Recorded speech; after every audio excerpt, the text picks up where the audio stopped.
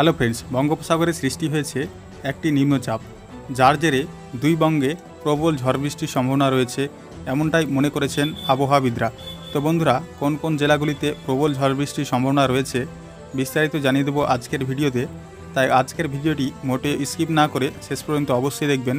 এবং আপনার জেলার প্রতিদিন আবহাওয়ার খবর পেতে হলে অবশ্যই আপনি আপনার জেলার নাম কমেন্ট সেকশনে কমেন্ট করে জানিয়ে দেবেন।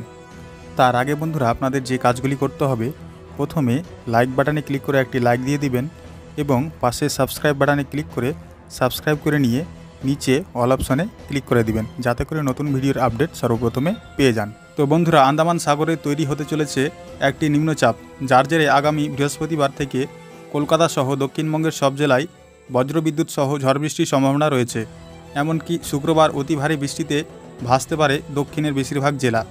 ভারী বৃষ্টির সতর্কতা রয়েছে কলকাতা, হাওড়া, পশ্চিম মেদিনীপুর, ঝাড়গ্রাম, পূর্ব বর্ধমান, বীরভূম, মুর্শিদাবাদ এবং নদিয়ায়।